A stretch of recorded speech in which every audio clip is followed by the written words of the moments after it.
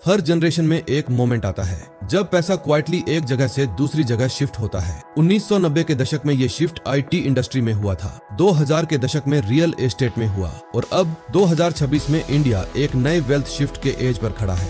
सवाल ये नहीं है कि वेल्थ क्रिएट होगी या नहीं, सवाल ये है क्या आप उस शिफ्ट का हिस्सा बनेंगे या सिर्फ देखते रहेंगे।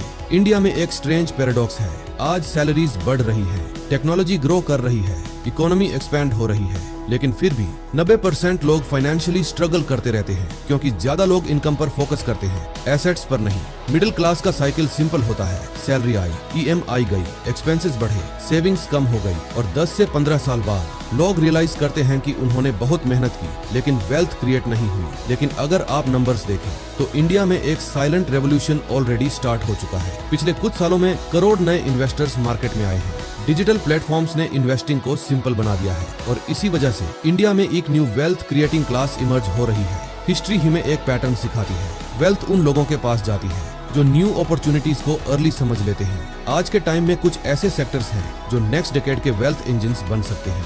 सबसे पहला ट्रेंड है आर्टिफिशियल इंटेलिजेंस। एआई सिर्फ एक टेक्नोलॉजी नहीं है, ये प्रोडक्टिविटी का इंजन बन रहा है। कंपनीज जो एआई अडॉप्ट करेंगी वो फ्यूचर इकोनॉमी को डोमिनेट कर सकती हैं। दूसरा ट्रेंड है renewable energy. India aggressively solar, green hydrogen और क्लीन एनर्जी इंफ्रास्ट्रक्चर बिल्ड कर रहा है। ये सिर्फ एनवायरमेंटल चेंज नहीं है, ये एक मल्टी ट्रिलियन डॉलर अपॉर्चुनिटी है। और तीसरा ट्रेंड है तो defence manufacturing. India gradually import से शिफ्ट करके अपना डिफेंस इकोसिस्टम बिल्ड कर रहा है। हिस्ट्री के हर वेल्थ शिफ्ट में ऐसे सेक्टर्स ही फ्यूचर के विनर्स बने हैं। अब सवाल है, एक नॉर्मल पर्सन इस वेल्थ शिफ्ट का पार्ट कैसे बन सकता है? आंसर सरप्राइजिंगली सिंपल है। पहला स्टेप, फाइनेंशियल एजुकेशन। अगर आप इकोनॉमी और मार्केट्स को समझते हैं तो अपॉर्चुनिटीज क्लियरली दिखने लगती हैं। दूसरा step, investing mindset. Wealth consumption से नहीं, एसेट्स एक्यूमुलेट करने से बनती है। और तीसरा step, long term thinking. Real wealth time और पेशेंस का गेम है। फ्यूचर में जब लोग 2026 को याद करेंगे तो शायद दो टाइप्स के लोग होंगे। एक जो कहेंगे काश यूएस टाइम मैंने अपॉर्चुनिटी समझ ली होती,